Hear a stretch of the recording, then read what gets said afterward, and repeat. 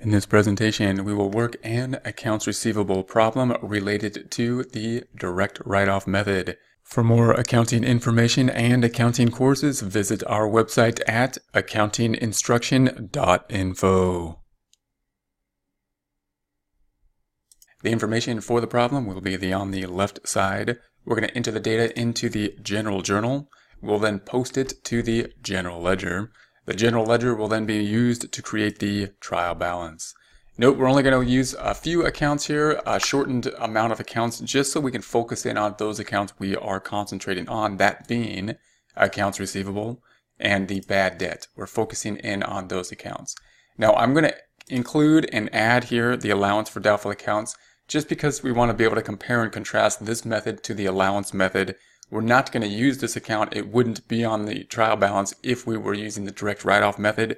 But again, it's a good comparison between this method and the allowance method being the method that would be required under generally accepted accounting principles. However, the direct write-off method being the method often used for small companies that that want a more simplified method, or companies that have very little in terms of write-offs, and therefore it'll be immaterial and they can use the direct write-off method, which is typically an easier method. It'll take less steps, and we'll see why.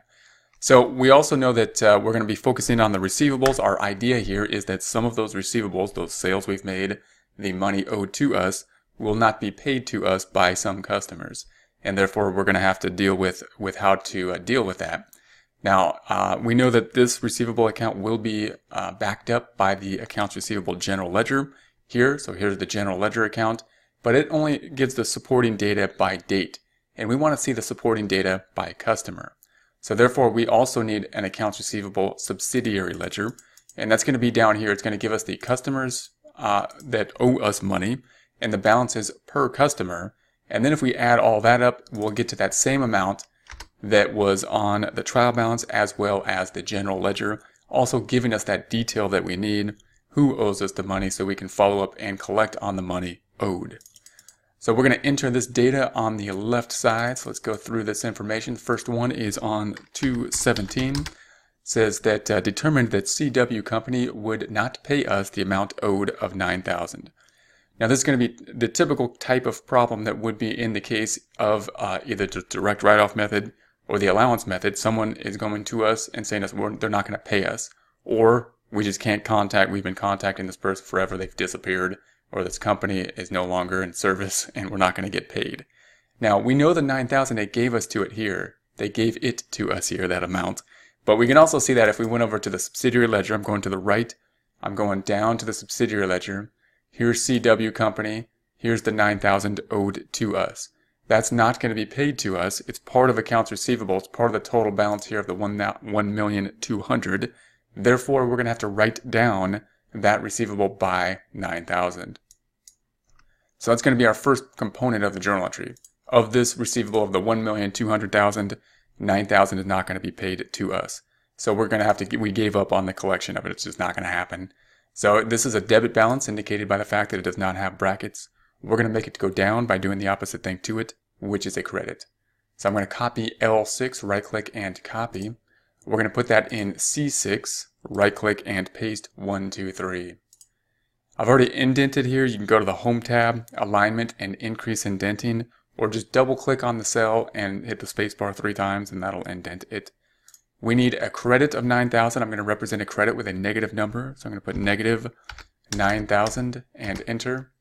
Then we need a debit up here, $9,000. I'm going to do that with a little formula. Instead of hitting equals, hitting negative, and then select that $9,000 and enter. So I'll just take this number and flip the sign. We could just type in 9,000. I just like using a formula whenever possible. Now we just need to know what this account will be. And this is going to be where the difference is between the direct write-off method and the allowance method. The allowance method would be selecting the allowance account here. We would typically have an amount in the allowance that we had pre-estimated to be something that needs to be written off based on either the accounts receivable in the prior period or the sales. Under the direct write-off method, we don't have this account. So this account, it's red here because it's not there, but this is the comparison we want to make. Instead, we're just going to write it off to bad debt when it happens, when it becomes non-collectible. Now, why would that be bad? Because we'll see that as we post this, it'll decrease net income in this time period. But this 9,000 was probably not earned in the year 2017, was probably earned last year. So this is really kind of a violation of the matching principle. If it's a significant amount, we should really be trying to put this 9,000 bad debt expense to the same time period in which the revenue related to it was earned. And that's the whole point of the allowance method. If it's not material, if the 9,000 is not material, or these write-offs typically are small for the business, then the direct write-off method, what we're using now, is easier because we actually know what the amount is at the point in time that it becomes uncollectible. So we're just going to say, okay, 9,000 we gave up on at this point in time. We're going to write it off to the bad debt expense at this point in time. There's really no estimating going on here. It is what it is. So the bad debt expense is an expense account. They all have debit balances. We're going to make it go up by doing the same thing, another debit. So we'll right click and copy that bad debt expense. Going to put that in C5, right click and paste 1, 2, 3. Now we're going to post this. So here's the bad debt expense on our journal entry. Here it is on the trial balance. So it's one of the last accounts in the general ledger. It's in order: assets, liabilities, equity, income, and expense. Same order in the general ledger: assets, then liabilities, equity, and expenses. So we're way over here in the bad debt expense. We're in AA9. AA9. I'm going to say equals, and we're going to scroll to the right, and we're going to find that bad debt expense in D5. So there it is in D5, D5, and enter. Now you could just type in the 9,000, but I highly recommend formulas. You could also type in equals D5. Note that I've added a few more cells here because I think we may need a few more cells. So here's the 9,000. If we scroll over to the trial balance, then of course that 9,000 will be here as well. That puts us out of balance and it brings net income. It brought net income down. That calculated by this 378,000 minus the 9,000, net income is decreasing.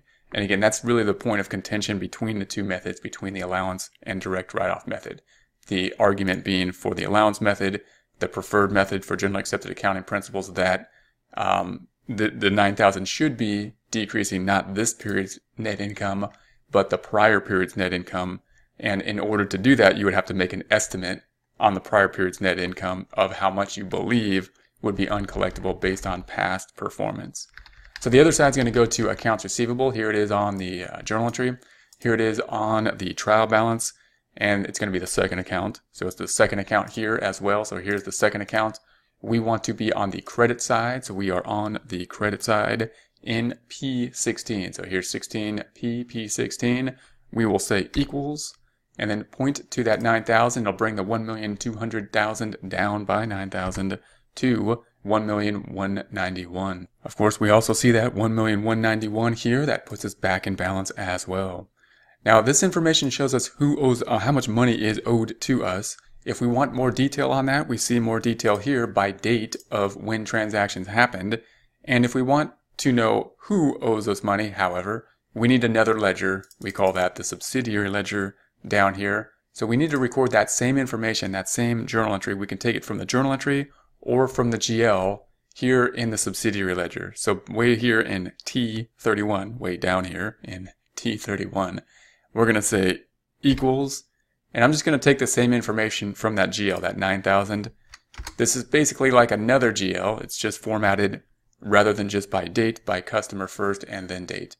And so if we add all the customers up, then adds up to 1,191,000. That ties out to what's on the accounts receivable general ledger, which also ties out to what's on the trial balance. Next transaction, we're going to say on 4/12. G Company made a partial payment and went bankrupt. It is determined that we will not receive the balance. So this time, this company is going bankrupt, and they said, hey, we can pay you within the bankruptcy probably $20,000, and they're not going to be paying us $10,000. In other words, let's go look at how much G Company owes us on the subsidiary ledger. So I'm going to scroll to the right. I'm going to say, G Company, oh, they went bankrupt. That's not good. They owe us $30,000. We're going to get as much as we can of that, apparently $20,000. So we're going to have to write down this $30,000 by the entire amount. We're never going to get it back. We're going to get cash of $20,000, and then we'll have a difference that we'll have to record somewhere. So let's think that through again up here. We're going to say, here's accounts receivable. They're paying us off 10,000 or 20,000. So the first thing we might think of is cash affected. We're going to say, yeah, we got $20,000. Cash has a debit balance account. We need to make it go up, so we're going to do the same thing to it, another debit. So we can start with that. I'm going to copy the cash count in L5, right-click and copy. We're going to put that in C8, right-click and paste 1, 2, 3. The amount will be 20,000.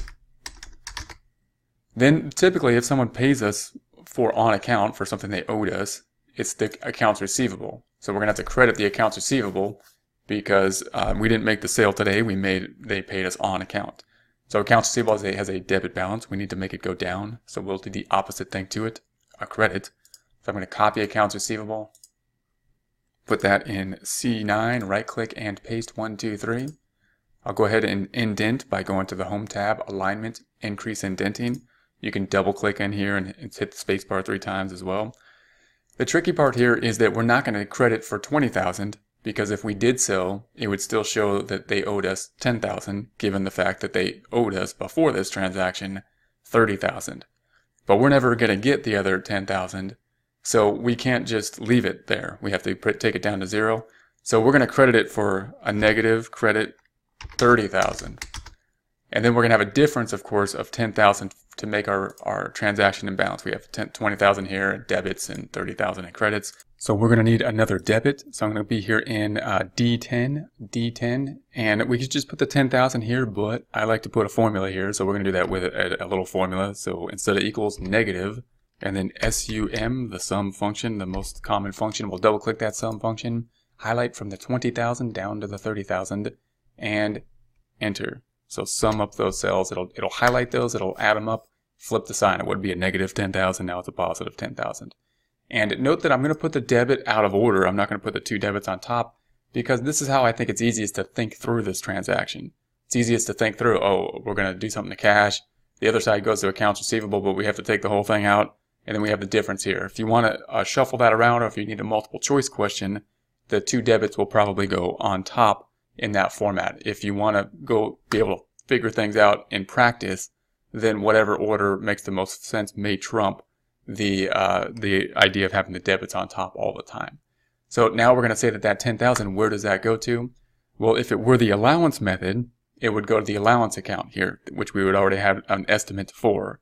But under the direct write-off method, as we did. For more accounting information and accounting courses, visit our website at accountinginstruction.info. Here, we are going to write it off directly to bad debt expense at the point in time we determine it becomes uncollectible, reducing net income at this point in time that it became uncollectible, that being the contentious topic, because really the revenue was earned not in the year 2000, I think, or this year, whatever year this is. It was earned in the prior year, and therefore it's not it's a violation of the matching principle. So if it's small amount, if it's immaterial, not a big deal. But if it's a large amount, if it's significant to decision making, we shouldn't be using the direct write-off method for that reason. We should be using the allowance method. So we're going to say the bad debt has a debit balance. We're going to make it go up by doing the same thing to it, another debit. So we're going to copy the bad debt, right click and copy. We're going to put that in C10, right click and paste 1, 2, 3. So there's going to be our transaction. We're going to post this out now. So here's the cash count here in our general journal. Here it is on the trial balance. First account is going to be the first count on the general ledger then as well. We're going to be here in 09. So we are in 09. We're going to say equals and just point to that 20,000, bringing that 10 or 100,000 up by 20,000 to 120,000. That amount, of course, appearing now on the trial balance, putting us out of balance by 20,000. Then we'll record the accounts receivable side, the 30,000. So here's the 30,000 here. Here it is on the trial balance, second account then as well on the general ledger. We're going to go down here to P17. So I'm in P17, and we will say equals and point to that 30,000. It's going to bring that debit balance of 1,191,000 down by 30,000 to 1,161,000. And then the last one's going to go to the bad debt expense, which is way down here. It's going to be the second to last account on the trial balance. It's going to be in the same order on the general ledger. Assets in green, liabilities in orange. I think we just got one down here. It's right there. And then we've got the capital, revenue, and expenses. So we want to be here in AA10. We are in AA10. And we will say equals. Scroll all the way to the left. I'm just using the scroll bar to the left, or the arrows. I'm scrolling with the arrows. And we're going to point to that 10,000 in D10. We are in D10 and enter. So here's our balance. It went from 9,000 in bad debt expense up by the 10,000 to the 19,000. That amount then will also be found on the trial balance. Scrolling back to the trial balance, there's the 10,000 here on there it is on the general journal. But the 19,000 that was on the general ledger is now here on the trial balance.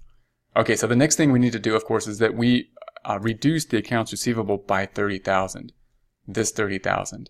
We need to do the same thing to the subsidiary ledger, which is the same stuff, the same information. However, rather than being in order by just date, it is in order by customer first and then date. So if we scroll down here and look for the customer, it was G customer, I believe, because it was at 30,000 that was owed. So we need to bring this down. They don't owe us anything anymore. They only paid us 20. They really kind of owe us 10, but we gave up on it. They went bankrupt. We're never going to get it.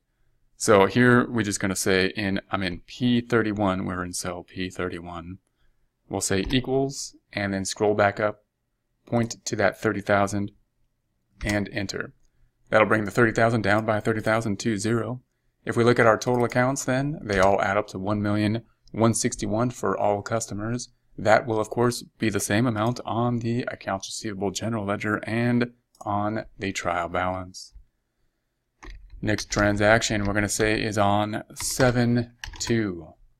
Receive payment from CW after we had assumed the debt uncollectible and had written it off.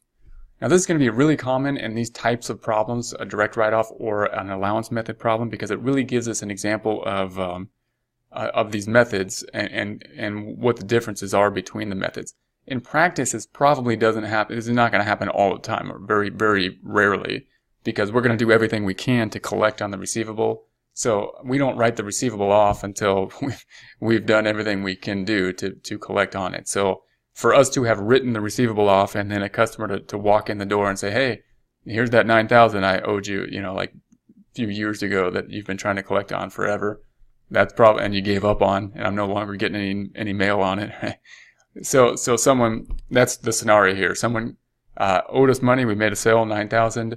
We tried to collect on it forever. We couldn't get it. We couldn't get any money. We totally gave up. We stopped collection action completely and just said, we're going to give up. It's not worth our time to keep on going after this. And then CW comes in and actually pays us at a later point in time. That's the scenario. So under this scenario, you would think this is one kind of violation of what our normal rule is, and that is cash affected? And we're going to say, yeah, we got $9,000. And we're going to increase, if we increase cash by 9,000, and then we could credit the other side to what we took the amount off by, which was the bad debt account. Meaning, okay, don't do this, but we could say, okay, copy checking account. Don't do this again. This is just an example. And paste that 1, 2, 3 and copy the bad debt. And that would be the credit. And that would make sense because we wrote the accounts receivable off to bad debt. And now they paid us. So the bad debt needs to go down and we got the cash. So that would make sense. But what happens there is the subsidiary ledger would never be adjusted. It would never go through accounts receivable showing that they owed us money. What we want is a paper trail in accounts receivable. I want to look at his accounts receivable subsidiary ledger and say, oh, his account was paid, not that it wasn't paid, even though it was paid late. We want to be able to see that. So we can't just do this kind of shortcut method, which would work, but it doesn't show us the detail we want to see in the subsidiary ledger. So what we're going to do instead is reverse what we did up here. Here's the journal entry we did to write off this person. And this was a mistake, in essence, because the person actually or the company came back and actually came through late, very late, but actually paid us. So we want to put them back in good standing and then do the normal transaction of writing it off. So if they say that we gave up on something and then they paid us, we're just going to reverse what happened before. So accounts receivable is going to go back up. So we'll debit accounts receivable. So I'm going to copy the accounts receivable in L6, right click and copy. We're going to put that in C12, right click and paste, 1, 2, 3. And then we're going to reverse the bad debt expense. So here's the bad debt expense. Here it is on the trial balance. We're going to credit it in order to reverse this transaction, this kind of mistake we made. So in L11, we're going to right click and copy bad debt expense. We're going to put that in C13, right click and paste, 1, 2, 3. I'm going to then indent, go into the Home tab, Alignment, Increase Indenting, or you can just double click, spacebar 3 times. And then we're going to put the amount, which will be 9,000, debit. The credit, I'm going to do that with that little formula, which will be negative of that 9,000. So that'll put us back in good standing. That'll put the receivable back in. That'll correct this kind of error we did. We gave up. We didn't have faith in this person, this company, and we should have held out a little bit longer, even though they're really late. And then now we're going to do the normal transaction we would do if the customer is back in good standing, which is cash affected? Yeah, they paid us 9,000. Cash has a debit balance. We're going to make it go up by doing the same thing to it, another debit. So I'm going to copy L5, right click and copy. Well, I'm going to skip a line, make another transaction in C15, right click and paste, 1, 2, 3. The amount will be 9,000. And then we're going to credit 9,000 again. I'm going to do that with our little formula. Negative of that 9,000 and enter. And this is just going to be our normal transaction as if, bad debt was never a part of this, meaning they paid us off on account. They owed us money for a transaction. Sale happened in the past. Accounts receivable is a debit balance. We need to make it go down because they no longer owe us that $9,000. So we're going to copy the accounts receivable in L6, right click and copy. We're going to put that in C16, right click and paste, 1, 2, 3. We're going to go ahead and indent that by going to the Home tab, Alignment, Increase Indenting. So all we did here was reverse what happened and then do our normal transaction when someone pays us. And so let's post that out now. So we got the accounts receivable first. That's our second account on their trial balance. Second account on the general ledger. Here it is in O18 because we want to be on the debit side here. O18. And we are here. We're going to say equals. And we're going to point to that 9,000 and enter. So that brings the balance back up to 1,170,000. Matches what's on the trial balance. I'm also going to record that on the subsidiary ledger. So if we go down to the subsidiary ledger, we see the 9,000 here. We need to put it back on the books. It was on the books. We took it off the books for CW. Now we're going to put it back on the books. Put them back in good standing. The company back in good standing. Equals. We're going to scroll back up and just pick up that same 9,000. So now we're kind of back to the same place we were as if we didn't write them off. So we're leaving a trail, an audit trail for us to see what we did, why we did it. And then we're going to scroll back over and we're going to say, all right, now bad debt is here. It's going to be way down here. And on the trial balance, second to last account then as well on the general ledger. So we got assets, liabilities, equity, income, and expense. We're going to be over here, bad debt. We want to be on the credit side. So we are in AB11. AB11. We're going to say equals, scroll to the left, and we will find that bad debt expense right there. We want the credit side in E13 and enter. So that brings the 19,000 down to 10,000. If we scroll back over to the trial balance, that 10,000 should also. For more accounting information and accounting courses, visit our website at accountinginstruction.info. Be on the trial balance right there.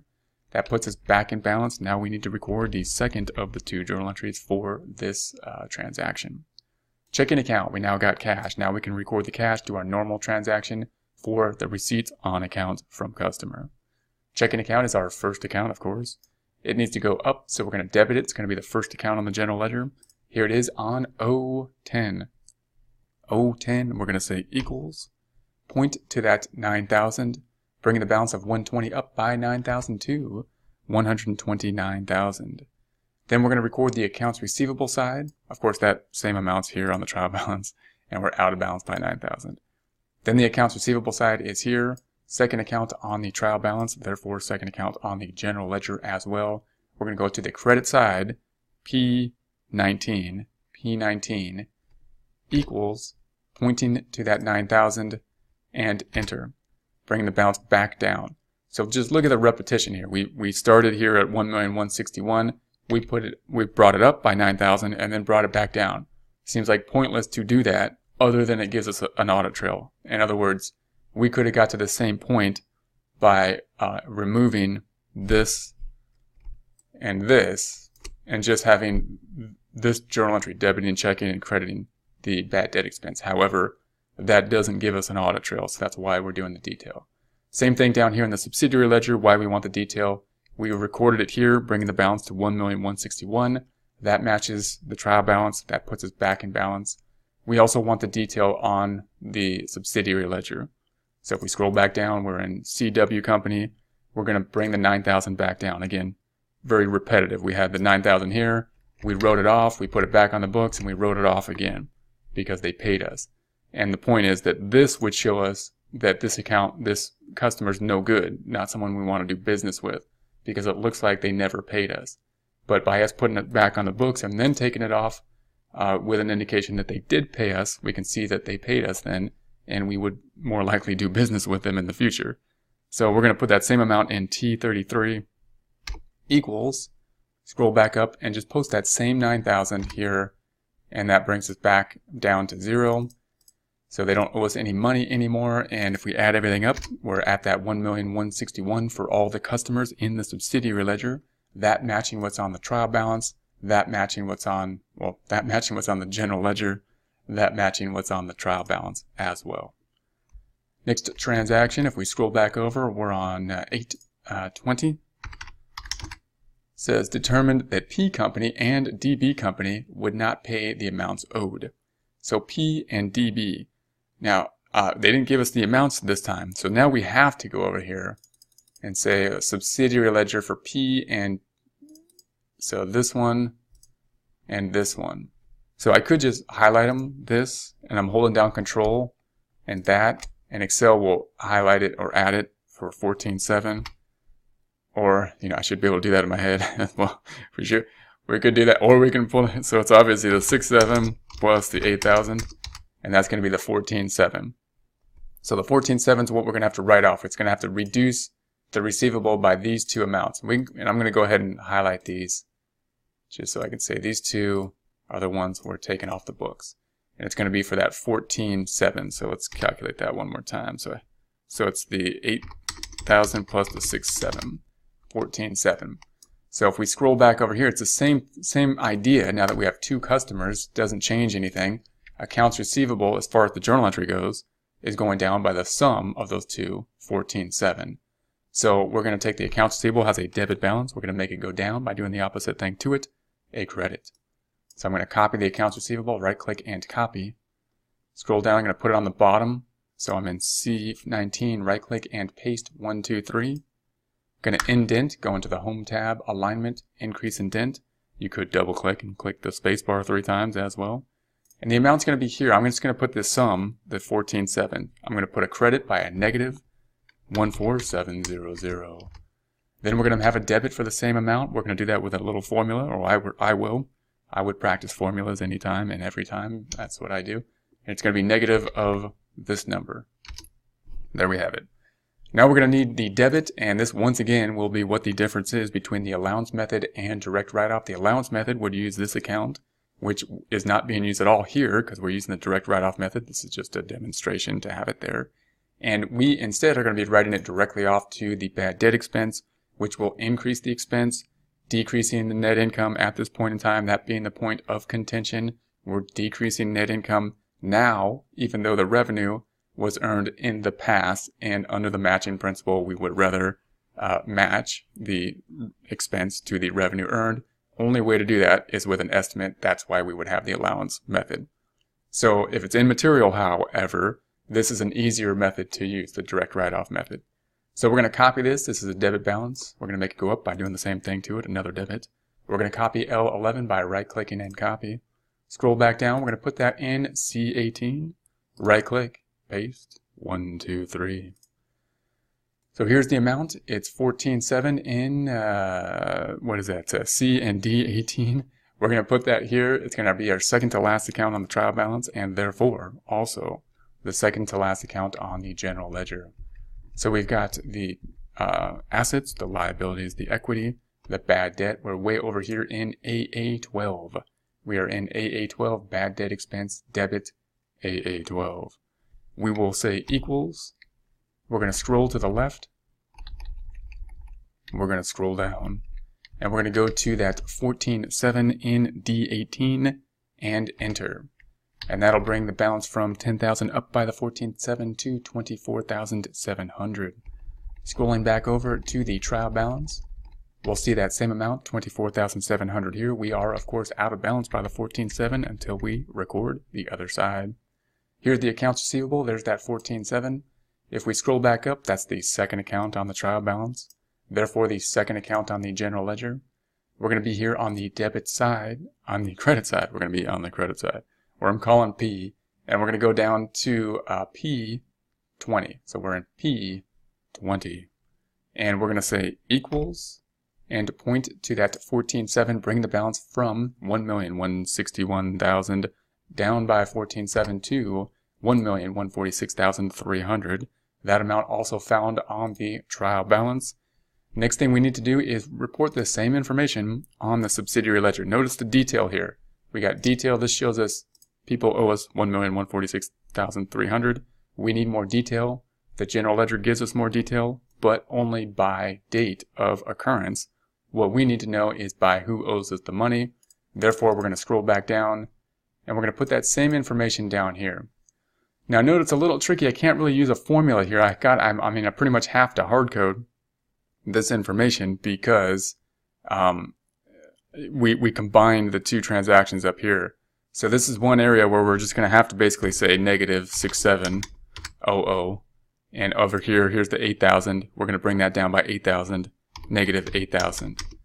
And obviously the 8,000, if I click there and I hold down Control and click here, that's 14.7. So there's the 14.7 that we had to break out between P company and BD company, bringing the two balances down to 0.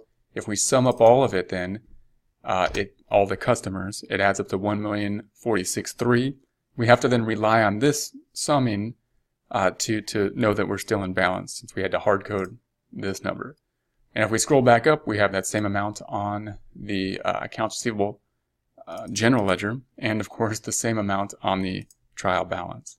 Now that's going to be it for the direct write-off method. If we were talking about the allowance method, then we would have to now make our estimate in order to estimate the allowance method. And that's going to be the other difference between the two methods here, meaning we wrote off the bad debt expense when they happened in this time period, and we earned revenue as it happened during this time period. We're not focused on the revenue transactions here. Note that we're not recording transactions related to the sales here. We're just focusing in on the transactions related to accounts receivable and accounts becoming not due.